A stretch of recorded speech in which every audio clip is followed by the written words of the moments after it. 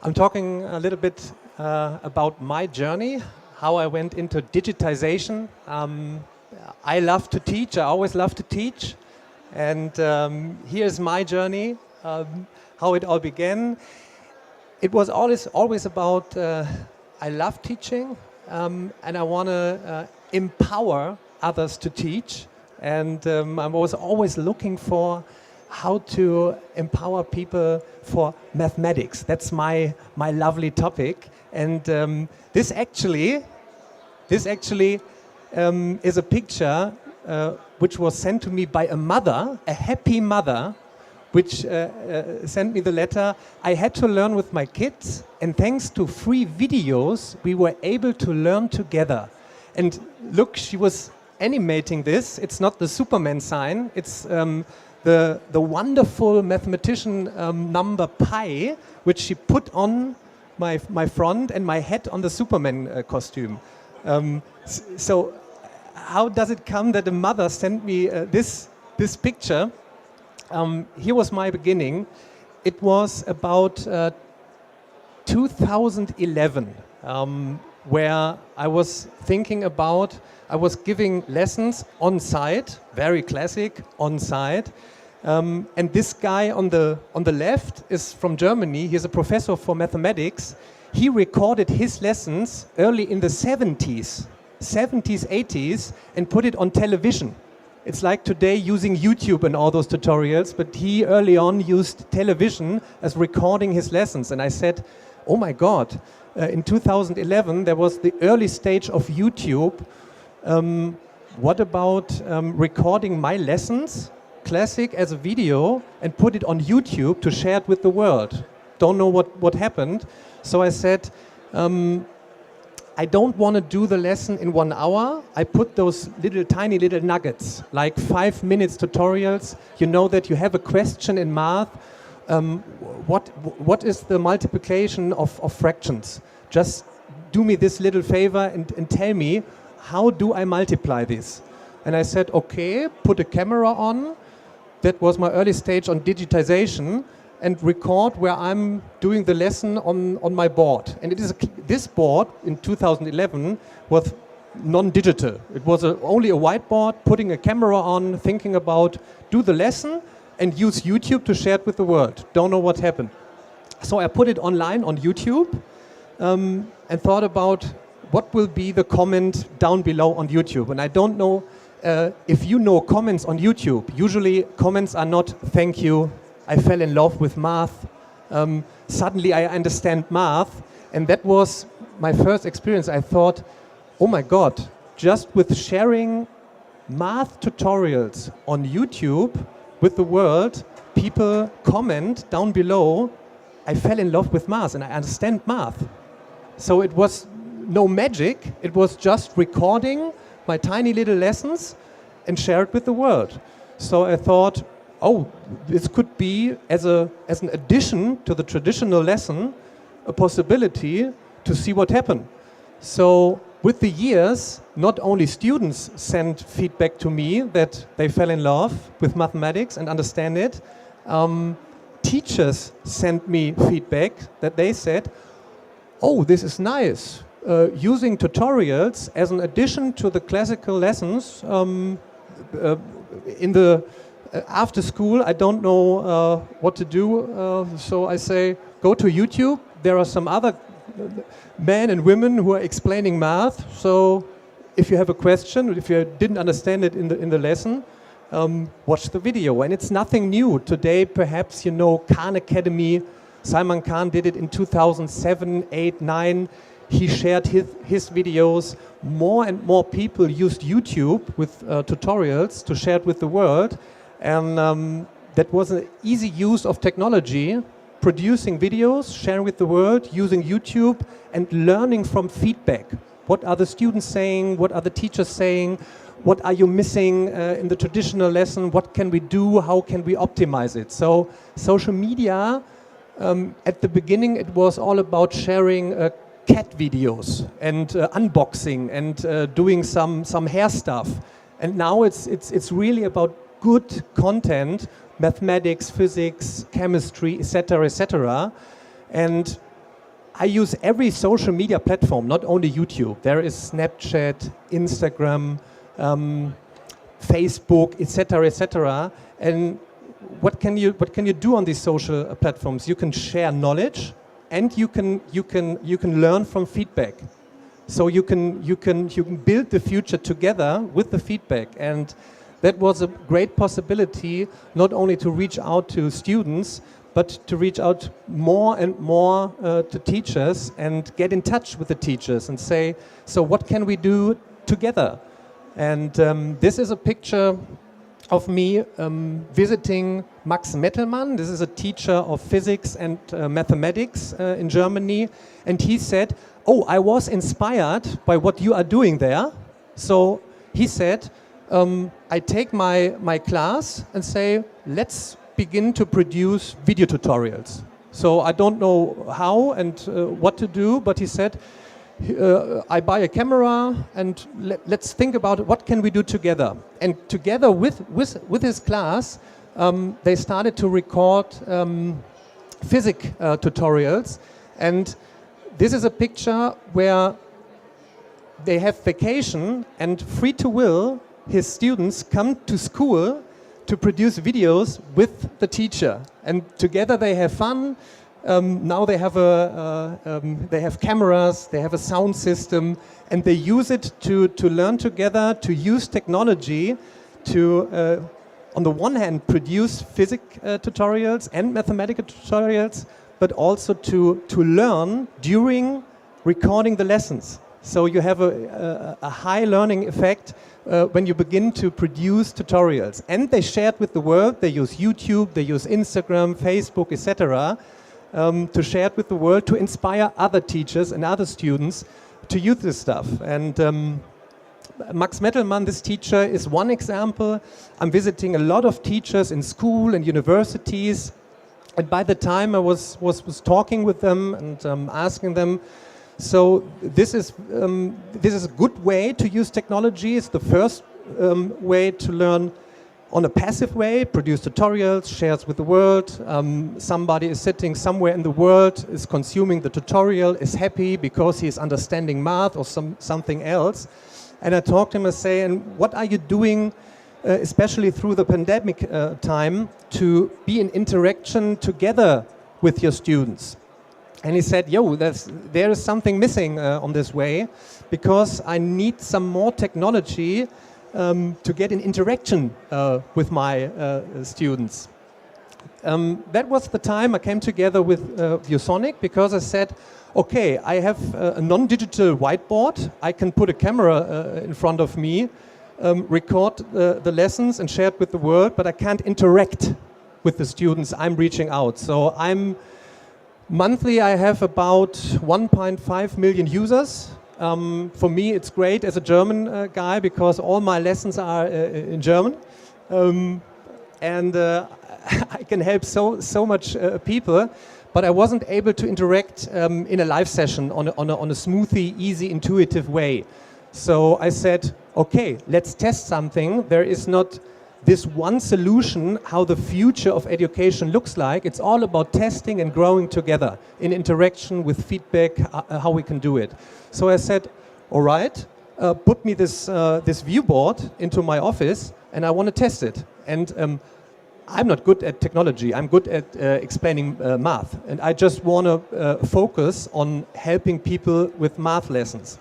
So the camera technology made it easy for me to produce tutorials, and now I want to have technology which is making it easy for me to get in interaction live with my students. So I said, okay, I test it, I put it down and I switch it on, and it is very intuitive to use. And here you see me on the left side using the board to produce my tutorials. I have the camera in front of me, and now I can use this board to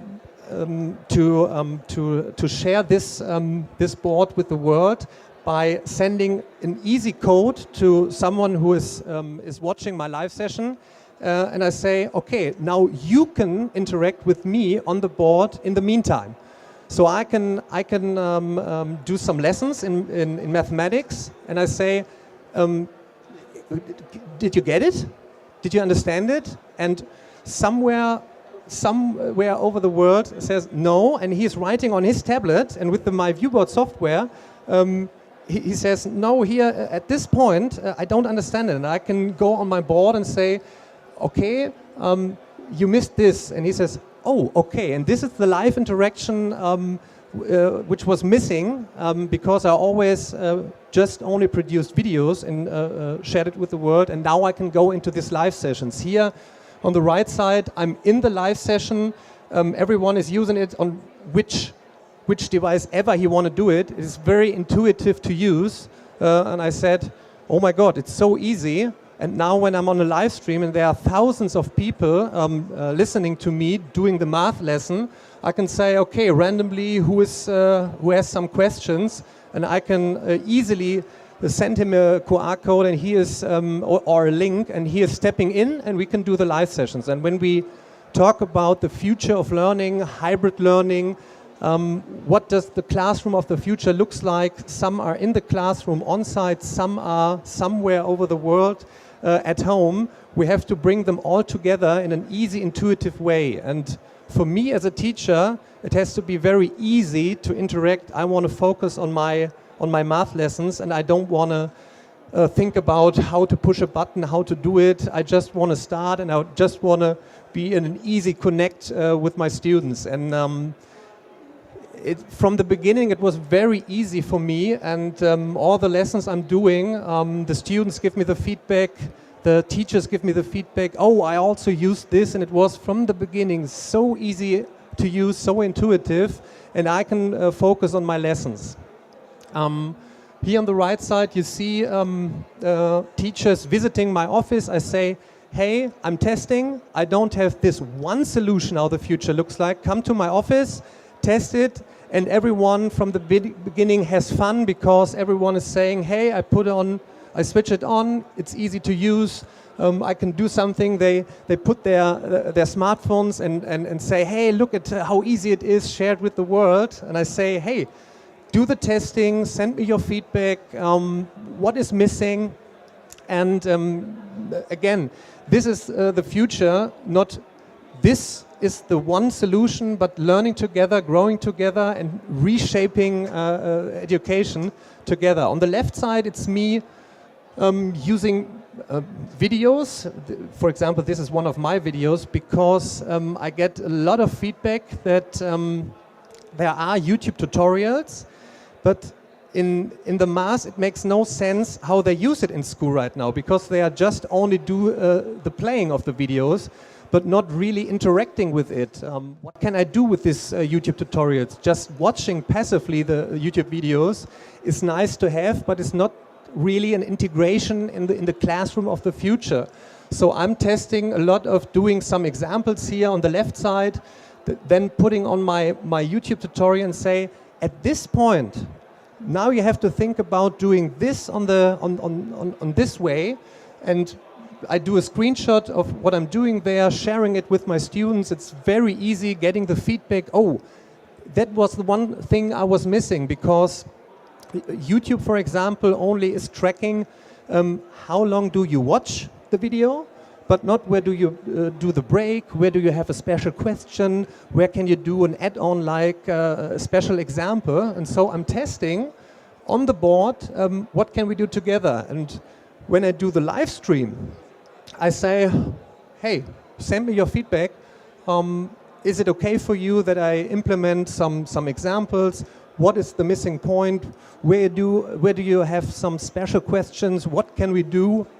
And again, together with the feedback, I can develop some new lessons interactively with my students.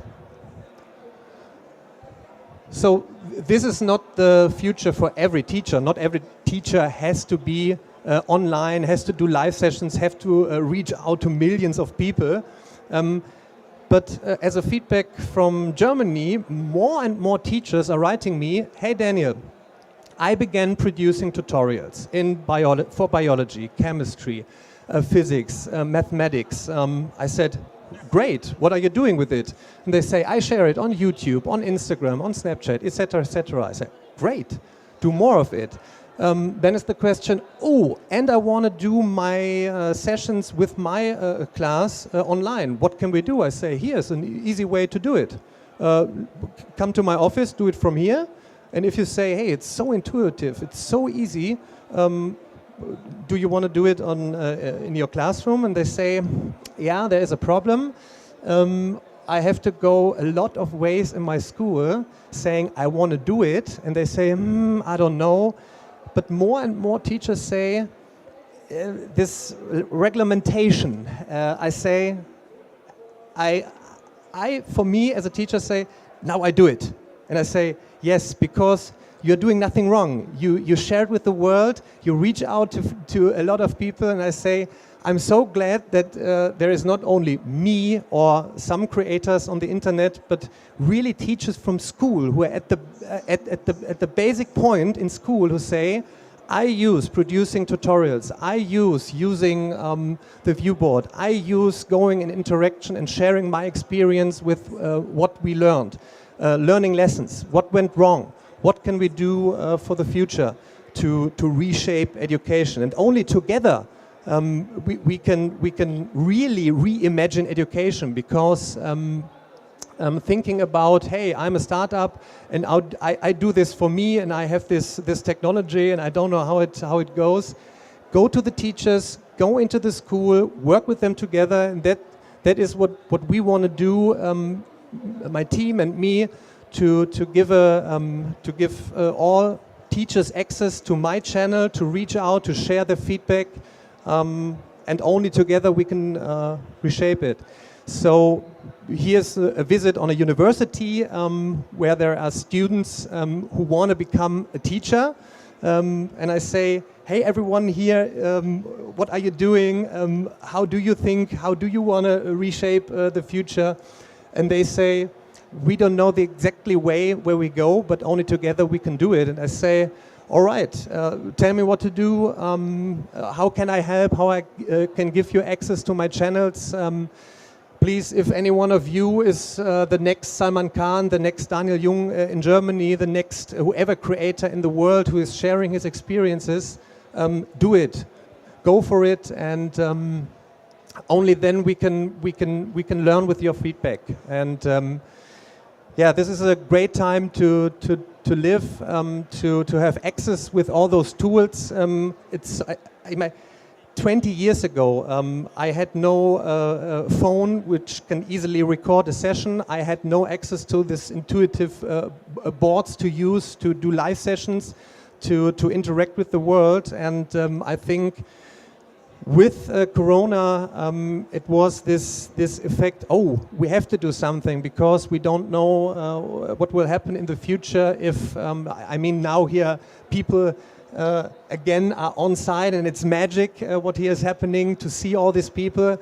But the future is hybrid, and to do it intuitively, we have to think about working more together, sharing our feedback and sharing our knowledge, our experiences with the world. And that's why I'm saying use these social media platforms to share it with the world, because a lot of the teachers say, I don't know if I should share my failures. I say, especially the failures are the ones you have to share, because then more and more come together and say, hey, I had this failure too, but here's my solution. And that's the power of technology to find a way to go in the future and to have a great time where in shorter terms more and more is happening. Exponential growth, I would say as a mathematician. So we have to be in a lifelong learning future, be able to have always access to great content and to great people who are teaching me new stuff.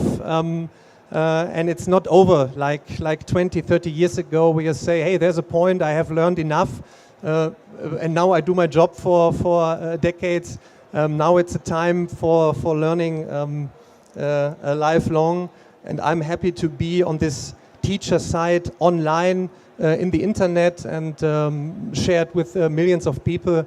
and sharing not only the content but all the stuff I do with corporations, with ViewSonic, to say, hey, here's a great way to have access to learn together intuitively, and you see all those happy students who say, wow, this is really fun, because learning at the end of the day is a very emotional process, and not only sitting passive in front of a board and watching only YouTube tutorials, but going in interaction and having fun with people, and have the most important thing you need. And now I'm a little bit excited, because for me it's so magic when parents write me letters, and I've never seen those parents. They only know me from YouTube, passively watching my YouTube tutorials. What a great time it is to go in interaction in live sessions with them, and have this experience of this fire you have here on site, to have it also during live sessions, whatever. And so everyone who is interested in using it, go to the board, do it intuitively, produce videos, put it together. If you have input, if you have new ideas, send me feedback, send ViewSonic feedback, and go outside. And so you are a part of reshaping the future, and I'm really glad to be alive in this time. And now if you have any questions, go for it, and I hope I can give you some little input, and perhaps we see us online in the future. Thank you.